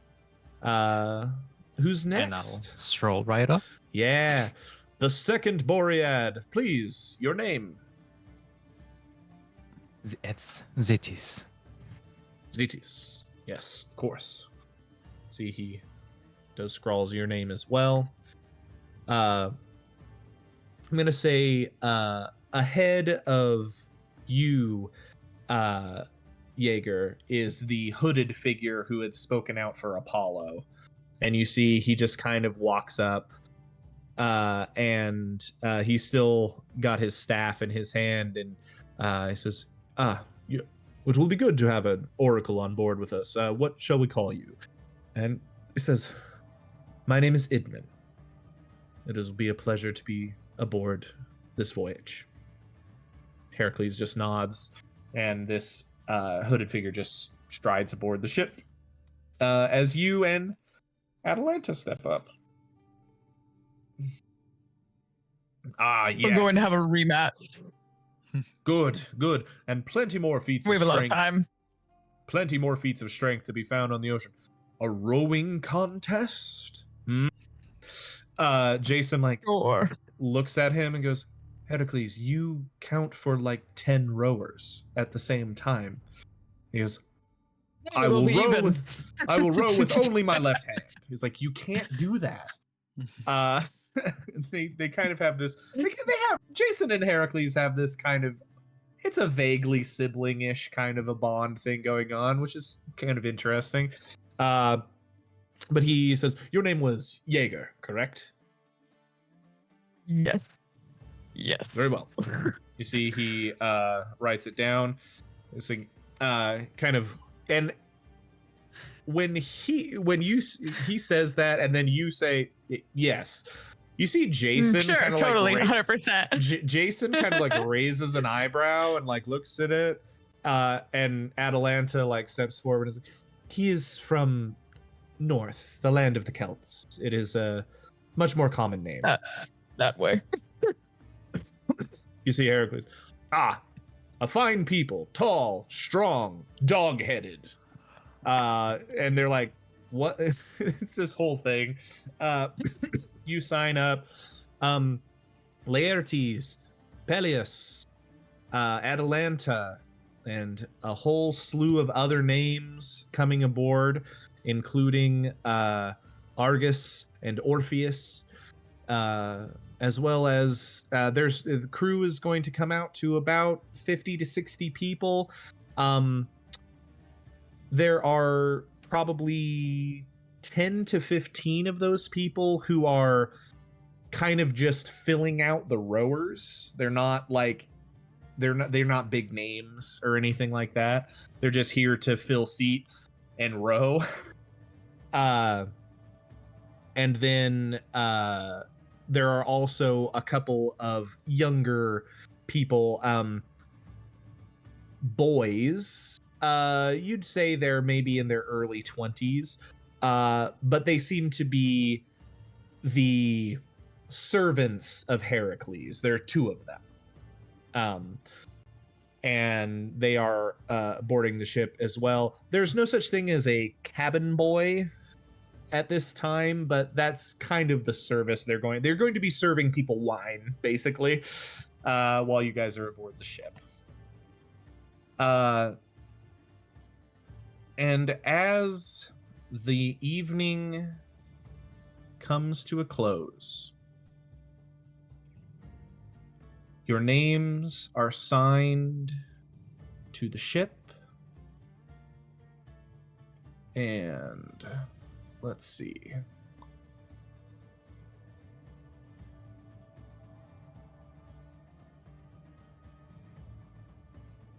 And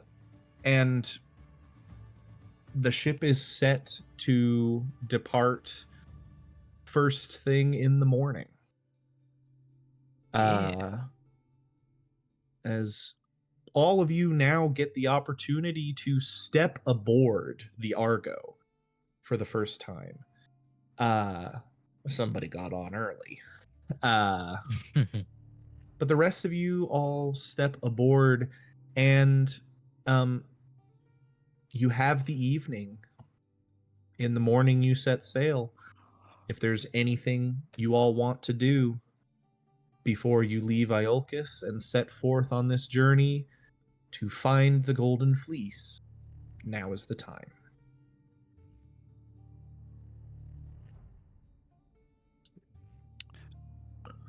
I would like to swallow my pride a little bit and thank the bard.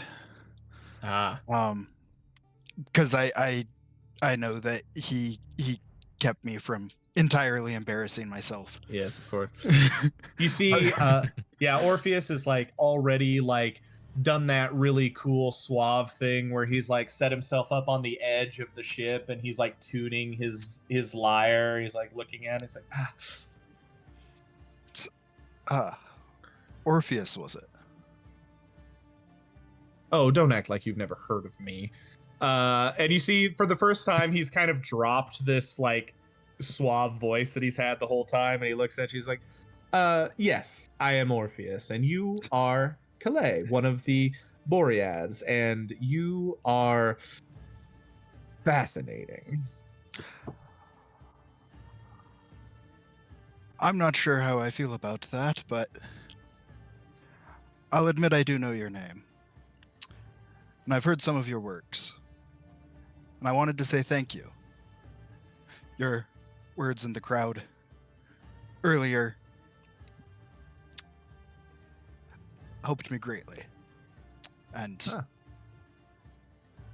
I appreciate it. Ooh. Well, you're certainly welcome.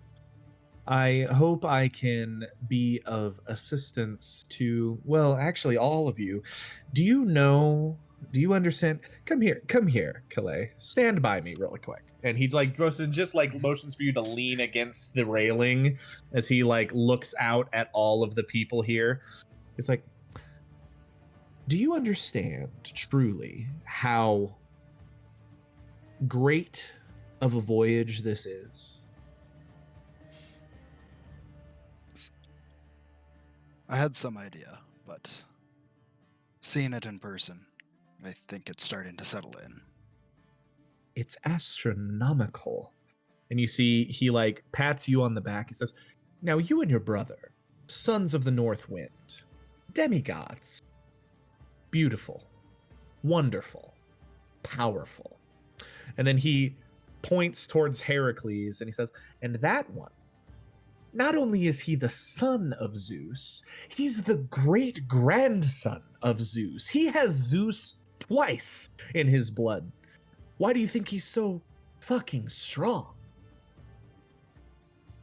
He turns and he points at the other set of twins, the much more in-step identical ones. He says, no, those two are strange because they are twins. But that one, and he points at Pollux, who's the one with the gold around his eyes. He says, that one is the son of Zeus.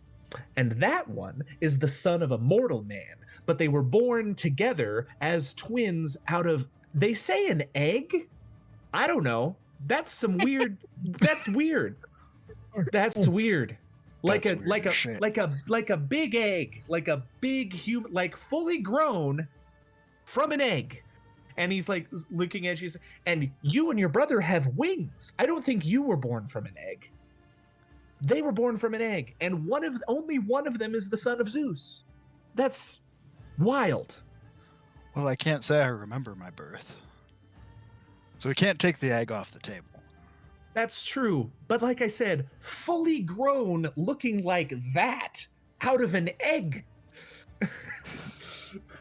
You see, he's like, and then he points around again. He's like, and so we have demigods galore. Even that one. And you see, he points to the seer who is kind of standing towards the front of the ship near the figurehead of Athena. He says, even that one, if he is the Idman I have heard about, I believe he is the son of Apollo himself. A seer that is the son of Apollo.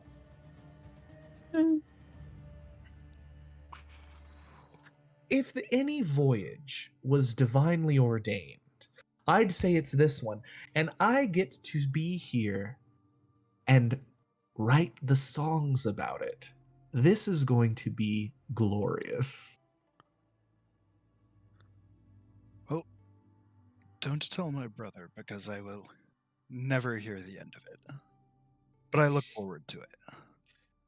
Wonderful. And with that, I just launch myself off of the railing back into the crowd. Yeah. Not Magnificent. Yeah. You just walk away just magnificent. Anybody else have anything they want to do?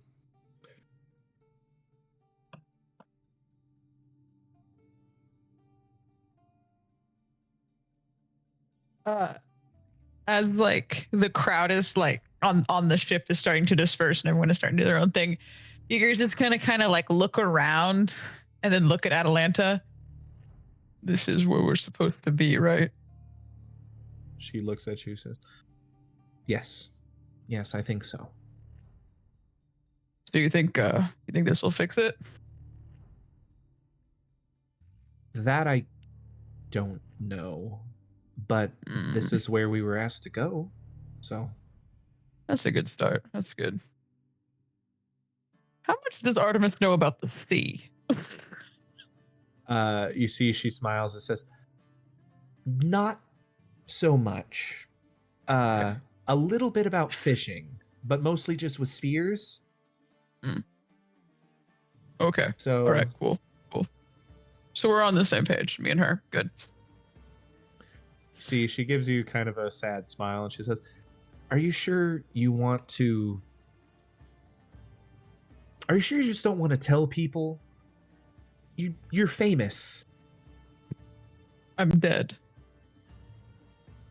That would make you more famous. We're surrounded by demigods and kings. Let's just wait. Fair enough. You see, she says, also, thank you for earlier. I don't think they meant that much harm, but, you know. I did. Well, obviously. She looks over towards Castor and Pollux. As the twins in our party are collectively known as the Boreads, Castor and Pollux collectively are known as the Dioscuri. And she points to them and she says, they're also very famous. A weird story. Honestly, don't remember much of it except there's an egg involved. I don't know. It's a wild thing.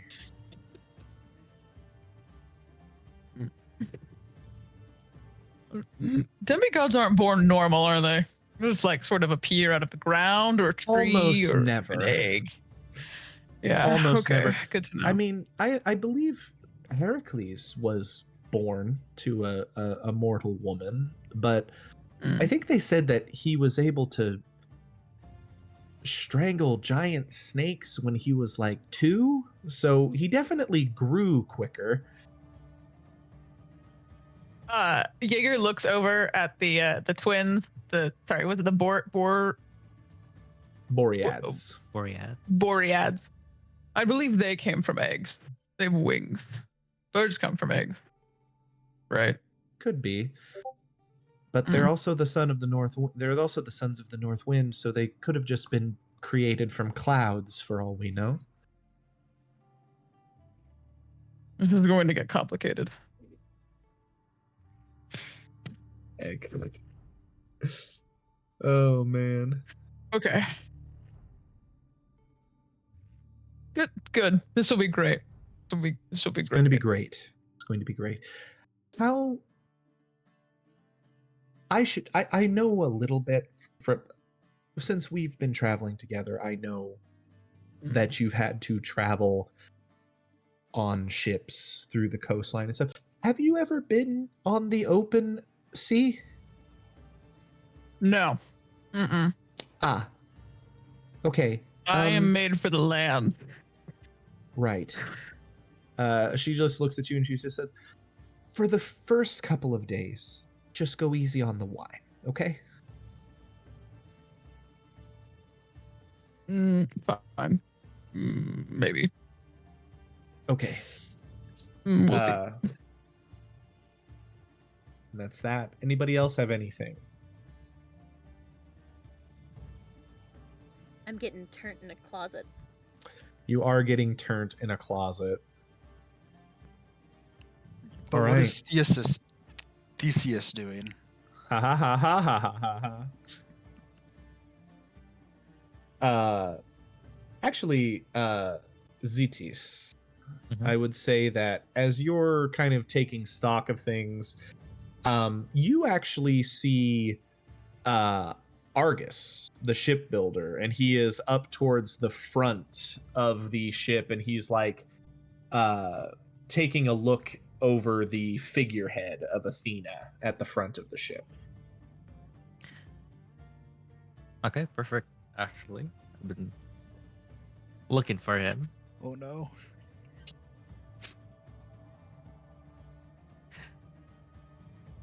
I walk up and I go, even Hephaestus would be impressed by the craftsmanship of this.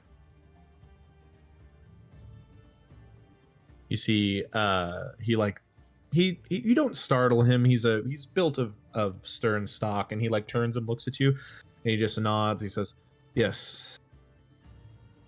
For my entire life, I have prayed to the father of forges.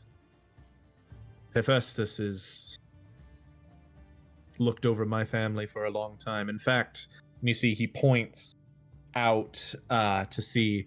He says, You cannot see it, but within the first day of our voyage, you will see the Isle of Lemnos.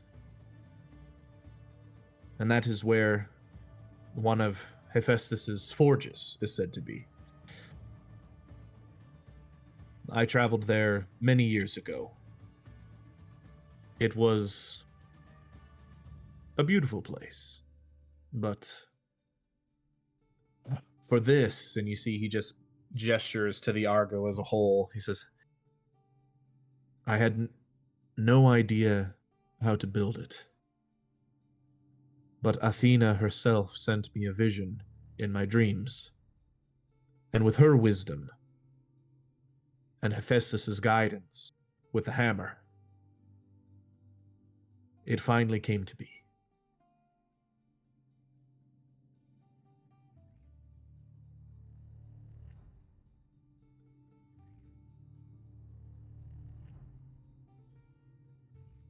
All in a dream. What'd you say? All in a dream? Yes, I was not aware that this voyage was going to take place.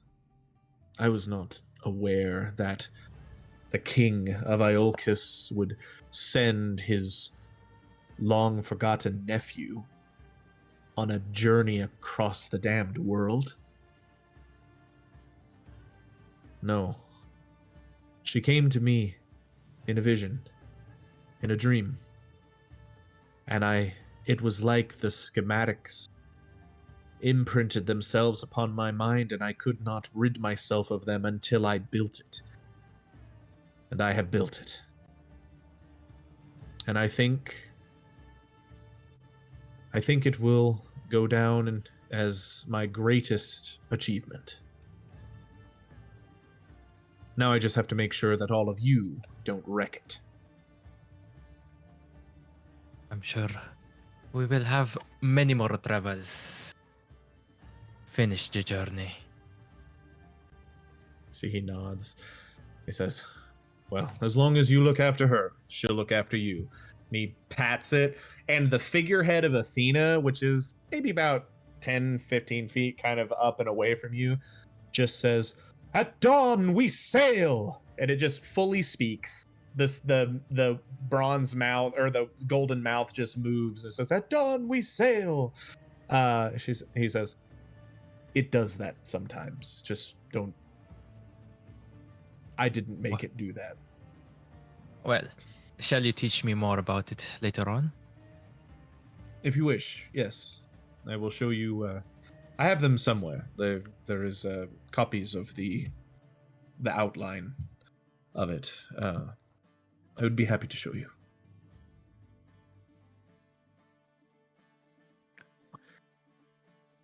Perfect. And then we'll talk for a little bit. All right. As the evening draws to a close, all of these people that have come together and have signed on for this grand voyage, Jason, who is standing just kind of overwhelmed by how many people have actually volunteered for this, he looks proud. He looks excited, and he looks like maybe for the first time he is starting to believe that this is actually possible. It's at this point that Orpheus, who is standing still kind of set up in his space, says, well, we voyage in the morning. We should have a party before we go. And he says, I think one of our patrons, and he holds up his little cup, would be very upset if we didn't. You see Jason nods. He says, yes, the wine. Bring out the wine. And the Dioscuri twins turn and walk down into the belly of the ship. Can Theseus, I follow them? You can follow them, yes. I want to help carry barrels. I don't care. Yeah. We return to you, Theseus. So this is it's like a double keg sized barrel. How much wine have you had in the last, let's say, hour and a half? I think that I've been sufficiently gossiping. So, and you know how people gossip when there's alcohol. The alcohol just kind of keeps happening, you know, endless Sure. mimosas on Sunday brunch. Right. And the honey wine's just so good. It's so good. So I rolled this Constitution save earlier. I rolled a 3. Boy. Theseus's are bonus to Constitution is 2. Yeah. Theseus is drunk. So drunk. So drunk. I'm gonna say that in this double keg, you have you've like, it's down below the first rung of the barrel at this point. You've just been having a blast. So it's while you are gossiping to seemingly nobody, having a grand old time, that but his face. Yeah. But his face when I called myself a woman. Oh my lord. As you're having this conversation and you hear a soft chuckle and then oh, well, this is going to get interesting. As the doors to this storeroom open and you see 2 familiar, identical men just holding spears looking at you. And they look at each other. And then there is another man, also quite large, but a bit more wild looking, standing behind them, being Jaeger. As the twins like look at each other and they look back at you and they look back at each other again. They say, "Brother, I have found our companion from earlier." "Brother, I do not believe that this one signed their name to the manifest."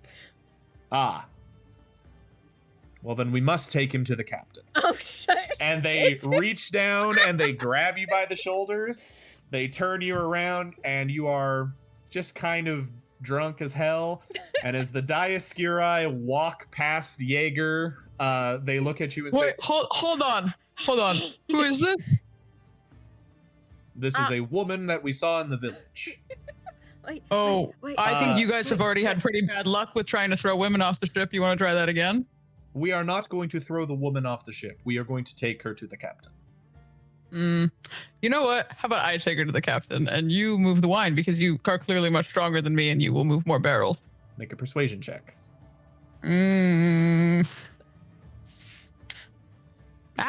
No. Yeah. That's Oh, okay. No, it's still a 9. Still a 9. Yeah, they look at you. They look at you. They look at each other. They look down at Theseus. Also, roll an insight check or insight or perception for me. Okay. Is there any way I get advantage on my persuasion because I already beat the fuck out of one of them? No, not for this, unfortunately. That is another 3. Another 3. So a 3. Wonderful. Yeah. So they just like look at each other and they said, "We have already." I'm trying to be helpful. You know, I think that They just start dragging you away. Wait, trying to tell the he's like grabbing onto the ledge of the door, trying to manhandle me. It's not the way to handle this.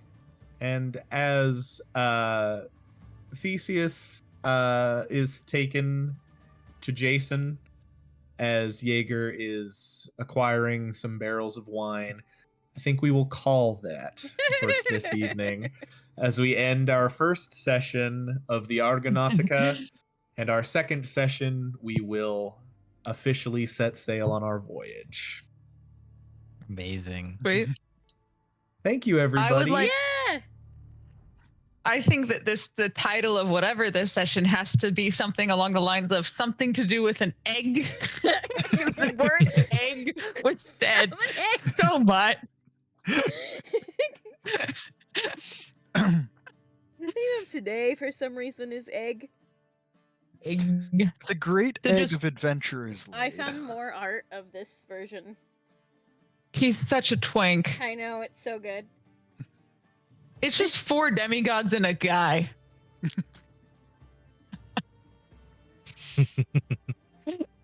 Or demigods and the guy. I just Go into found a so ship. much. This might be the most twink, actually. He uses Damn. he, him, she, her pronouns. Yeah, he does. Just all of them. just every single one of them. Jaeger's gonna Damn. be so confused. Damn. Damn. Damn.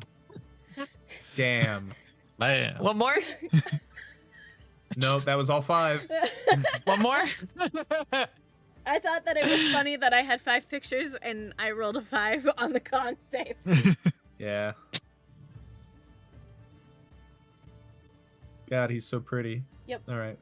And I don't feel Uh, bad stealing the art from this, because the artist who makes it is like, this is the design for Ganymedes, who was stolen by Zeus, but it is making the kidnapping of Ganymedes okay, and like it was consensual.